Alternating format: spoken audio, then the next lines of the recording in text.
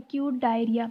Acute diarrhoea कब कहते हैं? जब भी एक दिन के अंदर 3 या 3 से ज़्यादा सॉफ्ट कंसिस्टेंसी के स्टूल पास हो या एक वाटरी स्टूल पास हो, उसको एक्यूट डायरिया कहते हैं। एक्यूट डायरिया की बच्चों के अंदर सबसे ज़्यादा जो कॉमन कॉज है that is rota virus and second number पे ई कोलाई। ये सीक्वेंस एज इट इज़ याद रखनी है कि टॉप मोस्ट जो कॉमन ऑर्गेनिज्म है दैट इज़ रोटा वायरस, फिर E coli, then salmonella, cholera and then shigella. Diarrhoea में फ्लूइड लॉस होता है और जब भी फ्लूइड लॉस हो बॉडी से तो कुछ क्लिनिकल साइन सिम्टम्स आते हैं। डिहाइड्रेशन की वजह से स्किन में कौन कौन सी चेंजेस आती हैं? एक तो टर्गर लॉस हो जाता है, दूसरा स्किन कोल्ड हो जाती है, म्यूकस मेम्ब्रेन्स ड्राई होती हैं, पल्स वीक होती है या एब्सेंट हो जाती है अगर डिहाइड्रेशन हो तो। फॉन्टेनेल और आइज़ संकन मीन्स के डिप्रेस हो जाते हैं और किडनी से यूरिन आउटपुट कम हो जाता है अगर फ्लूइड लॉस बहुत ज़्यादा हो और डिहाइड्रेशन बहुत सिवियर हो। उस वक्त ये चेंजेस आती हैं स्किन में, म्यूकस मेम्ब्रेन्स, पल्स, किडनी और आइज़ के अंदर ये चेंजेस आती हैं। जब भी फ्लूइड लॉस हो तो ORS की फॉर्म में हम फ्लूइड देते हैं। ORS की ऑस्मोलैरिटी टोटल होती है 245 मिलीमोल पर लीटर। इसकी ऑस्मोलैरिटी याद रखने के लिए ये एक निमोनिक है। S stand for SCPC। S stand for sodium and glucose. Glucose mean sugar, तो सोडियम और शुगर को S से डिनोट किया हुआ है। C stand for chloride, P stand for potassium and C stand for citrate. ये descending order के अंदर ऑस्मोलैरिटी की एक सीक्वेंस पे मैंने लिखा है, ठीक है। अब इसको किस तरह से याद रखना है? SCPC मीन्स के सोडियम क्लोराइड पोटाशियम सिट्रेट, इस तरह से इसको याद रखना है सीक्वेंस में। इनकी ऑस्मोलैरिटी डिसेंडिंग ऑर्डर में है। सोडियम और ग्लूकोज की सबसे ज़्यादा है 75 दोनों की, ठीक है। क्लोराइड की ऑस्मोलैरिटी 65, पोटाशियम की 20 और सिट्रेट की 10। टोटल ऑस्मोलैरिटी इनकी बनती है 245 मिलीमोल्स पर लीटर। जो ORS नॉर्मली देते हैं ये उसकी ऑस्मोलैरिटी है। डायरिया को IMNCI के अकॉर्डिंगली 3 कैटेगरीज में डिवाइड करते हैं। No dehydration, some dehydration and severe dehydration, ठीक है। अब डिहाइड्रेशन इसको कैटेगराइज करने से पहले जब भी एक डायरिया या डिहाइड्रेशन के साथ पेशेंट आता है तो उसकी मदर से कुछ क्वेश्चंस पूछते हैं कि इसको ये डिहाइड्रेशन या डायरिया कब से है और क्या उसके साथ डायरिया के साथ ब्लड भी आ रहा है या नहीं। अब खुद भी कुछ डॉक्टर्स ने कुछ क्लिनिकल साइंस पेशेंट में देखने, ये बहुत इंपॉर्टेंट है जो साइंस देखने। एक तो पेशेंट की जनरल अपीयरेंस देखनी है कि वो इरिटेबल है, बेचैन है या अनकॉन्शियस बेहोश है। उसकी आइज़ देखनी है कि वो संकन या डिप्रेस तो नहीं है। मीन कि उसको फ्लूइड ऑफर करना है पेशेंट को, फ्लूइड देना है, पानी देना है। अगर तो वो बहुत प्यासा हुआ तो वो फ़ौरन से पीना शुरू कर देगा। या ये भी नोट करना है कि अगर पेशेंट फ्लूइड नहीं ले रहा, मतलब पानी नहीं पी रहा, उस चीज़ को भी नोट करना है। उसकी बेसिस पे भी हम इसको कैटेगराइज करेंगे। और फिर स्किन को पिंच करना है, अगर तो वो स्लोली जा रहा है या बहुत स्लोली जा रहा है उसको भी नोट करना है। IMNCI के अकॉर्डिंगली अगर कोई भी डिहाइड्रेशन के साइंस नहीं है जो इससे पहले ऊपर बताए, general appearance, skin pinch, eyes sunken, ठीक है, अगर वो कोई भी साइंस सिम्टम्स नहीं है तो इट मीन्स कि नो डिहाइड्रेशन। सिंपल अभी डायरिया की वजह से थोड़ा सा फ्लूइड लॉस हुआ है, उसको रिप्लेस कर देना है। तो नो डिहाइड्रेशन के लिए हम ट्रीटमेंट प्लान ए देते हैं। इसके 3 बेसिक रूल्स हैं। एक तो एक्स्ट्रा फ्लूइड देना है, एक तो ब्रेस्ट फीड में पहले फ्लूइड दे रहे थे, ब्रेस्ट फीड भी करवाना है और एक्स्ट्रा फ्लूइड भी देना है। और इसके अलावा मदर को काउंसल करना है कि उसने फॉलो अप के लिए कब आना है और इमीडिएटली कब आना है, ठीक है। अब एक्स्ट्रा फ्लूइड्स एज वाइज देंगे।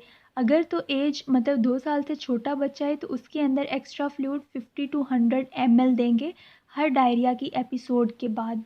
और अगर 2 साल से बड़ा है तो उसमें 100 to 200 ml फ्लूइड देंगे after each episode of diarrhoea, ठीक है। ब्रेस्ट फीड कंटिन्यू रखेंगे और मदर को फॉलो अप के लिए कहना है कि 5 दिन के बाद आएँ और दोबारा चेक करवाएं।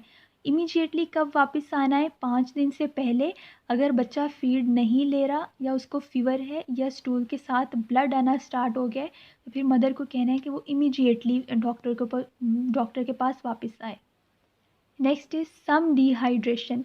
सम डिहाइड्रेशन में इनमें से कोई एक साइन होना चाहिए। या तो बच्चा इरिटेबल हो, संकन आइज हो मतलब आइज डिप्रेस हो, बहुत प्यासा हो और स्किन पिंच बहुत स्लोली वापस जा रहा हो तो फिर हम उसको सम डिहाइड्रेशन लेबल करते हैं। सम डिहाइड्रेशन के लिए ट्रीटमेंट प्लान बी देते हैं। ट्रीटमेंट प्लान बी के अंदर भी सेम वही वाले रूल्स हैं, give extra fluid, breast feed, mother को काउंसल करना है कि उसने फॉलोअप के लिए आना है आफ्टर 5 डेज़ और इमीडिएटली कब वापस आना है। इसमें सिर्फ फ़र्क ये है कि इसके अंदर फ्लूइड का जो वॉल्यूम है, क्वांटिटी है, वो बढ़ गई है। फर्स्ट 4 आवर्स के अंदर इसमें ORS ही देना है, लेकिन फर्स्ट 4 आवर्स के अंदर एज वाइज देना है। मतलब अगर 4 महीने से छोटा बच्चा है तो फिर उसमें 200 to 400 ml, 4 months to 12 month का अगर बच्चा है तो 400 to 700 ml, 12 मंथ से 2 ईयर्स का अगर बच्चा है तो 700 to 900 ml, और 2 ईयर्स to 5 ईयर्स तो 900 to 1400 ml का ml फ्लूइड देंगे। और 4 घंटे के बाद बच्चे को रीअसेस करेंगे और डायरिया को क्लासीफाई करके फिर उसके अकॉर्डिंगली ट्रीटमेंट प्लान बनाएंगे। अब इसमें सिनेरियो किस तरह से आता है कि 12 महीने का बच्चा है और उसमें कौन कौन से साइंस हैं, आइज़ संकन है और बहुत प्यासा है और स्किन पिंच स्लोली जा रहा है, तो उसके लिए ट्रीटमेंट प्लान बताएं। तो आपने किस तरह से लिखना है, उसमें ट्रीटमेंट प्लान बी देंगे और फ्लूइड कितना देंगे 12 महीने के बच्चे में, 700 to 900 ml। मीन ये सारी वैल्यूज़ नहीं लिखनी, जिस तरह जो एज पूछी हुई है क्वेश्चन के अंदर बताई हुई है उस एज के अकॉर्डिंगली फ्लूइड देना है। तो इस तरह से इसके अंदर सिनेरियो आता है। Then next category is severe dehydration. Severe dehydration में से इनमें से कोई भी क्लिनिकल साइंस हो सकते हैं, 2 साइंस, या तो पेशेंट अनकॉन्शियस बेहोश हो, उसकी आइज़ डिप्रेस या संकन हो और वो ड्रिंक नहीं ले रहा, मतलब कि जो उसको पानी बच्चे को ऑफ़र करें तो वो नहीं लेता और स्किन पिंच बहुत स्लोली वापस जाता है, तो उसको हम कैटेगराइज करते हैं कि चाइल्ड को सिवियर डिहाइड्रेशन है। उसके लिए ट्रीटमेंट प्लान सी देते हैं। ट्रीटमेंट प्लान सी के अंदर एक तो फ्लूइड्स देते हैं 3 तरह का। वो फ्लूइड जो लॉस हो रहा है उसको हम कहते हैं फ्लूइड डेफिसिट। वो 100 ml रिंगर लैक्टेट देते हैं IV फॉर्म में। दूसरा मेंटेनेंस फ्लूइड देते हैं डेक्सट्रोज, ठीक है, 5% डेक्सट्रोज देते हैं 100 ml। और तीसरा वो जो बार बार वॉमिटिंग की वजह से लॉस हो रहा है ना, तो कंकरेंट लॉस की वजह से जो फ्लूइड लॉस हो रहा है उसके लिए हम 25 to 50 ml पर kg एक्स्ट्रा फ्लूइड देते हैं, ठीक है। अब ये 100 ml पर kg, अगर 5 kg का बच्चा है तो 500 ml फ्लूइड डेफिसिट देंगे in the form of Ringer lactate. और मेंटेनेंस फ्लूइड 5 kg बच्चे के अंदर 100 ml पर kg, तो 5 kg में 500 ml पर kg डेक्सट्रोज वाटर, और साथ में कंकरेंट लॉस 5 kg के बच्चे के अंदर उसके अकॉर्डिंगली कैलकुलेट करेंगे, ठीक है। अब ये वाला सारा जो कैलकुलेट किया हुआ है ये 1 kg बच्चे के लिए कैलकुलेट किया है। फ्लूइड डेफिसिट 100 ml पर kg, मेंटेनेंस फ्लूइड 100 ml पर kg और कंकरेंट लॉस 25 to 50 ml पर kg। ये फर्स्ट डे के ऊपर देंगे टोटल 250 ml पर kg, और 5 kg के बच्चे के अंदर 1250 ml पर kg फ्लूइड देंगे एक दिन के अंदर। सिवियर डिहाइड्रेशन के अंदर फ्लूइड के साथ इलेक्ट्रोलाइट इम्बैलेंस को भी रिप्लेस करेंगे। पोटाशियम देंगे 2 मिली इक्विलिएंट पर kg पर डे, ठीक है, और बाइकार्बोनेट्स देंगे 2 मिली इक्विलिएंट्स पर kg, ठीक है। अब पूरे दिन के अंदर 2 मिली इक्विलिएंट्स पोटाशियम देना है और बाइकार्बोनेट्स पर kg के लिए 2 मिली इक्विलिएंट्स देने हैं इलेक्ट्रोलाइट्स। इसके अलावा अगर कोई इन्फेक्शन है तो एंटीबायोटिक्स देंगे। डिहाइड्रेशन से क्या क्या कॉम्प्लिकेशंस हो सकती हैं। जब भी फ्लूइड लॉस होता है तो एज ए रिज़ल्ट हाइपोवॉलीमिक शॉक होता है, किडनी की तरफ ब्लड कम जाएगा तो रीनल शट डाउन के चांसेस होते हैं, ठीक है। इसके अलावा चूँकि डायरिया है तो डायरिया में बाइकार्बोनेट्स लॉस होते हैं, as a result metabolic acidosis होता है।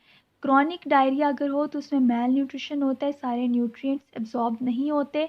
इसके अलावा पोटाशियम लेवल बढ़ जाता है तो पैरालाइटिक आइलियस होता है, और सोडियम का लेवल डिस्टर्ब होता है, इंक्रीज़ भी हो सकता है और डिक्रीज़ भी हो सकता है। अब डायरिया को हम प्रिवेंट किस तरह से कर सकते हैं, एक तो ब्रेस्ट फीड करवा के और दूसरा रोटा वायरस की वैक्सीनेशन करवा के, क्योंकि सबसे ज़्यादा बच्चों के अंदर common cause of diarrhoea is rota virus. Next is chronic diarrhoea. अगर 2 वीक्स से डायरिया ज़्यादा हो, ज़्यादा परसिस्ट करे ज़्यादा देर, तो उसको कहते हैं क्रॉनिक डायरिया। 2 तरह का होता है chronic diarrhoea, osmotic and secretory diarrhoea, ठीक है। ऑस्मोटिक डायरिया, ओवर ईटिंग के बाद जो डायरिया होता है उसको ऑस्मोटिक डायरिया कहते हैं। या बहुत ज़्यादा फ्रूट जूसेस या सॉर्बिटोल इंजेस्ट अगर करें तो जो डायरिया होता है उसको ऑस्मोटिक डायरिया कहते हैं। या लैक्टोज इंटॉलरेंस की वजह से जो होता है उसको भी ऑस्मोटिक डायरिया कहते हैं। ठीक है। अब ये जब भी फास्टिंग मतलब खाना पीना बंद कर दें तो ये डायरिया स्टॉप हो जाता है। जबकि सिक्रीटरी डायरिया ये किसी भी इन्फेक्शन या किसी डिसऑर्डर की वजह से होता है। इवन फास्टिंग पे भी ये डायरिया परसिस्ट करता है। इसकी मेन कॉज या तो कोई भी इम्यून डेफिशिएंसी डिसऑर्डर या ई कोलाई इन्फेक्शन या हिर्श स्प्रंग डिजीज़।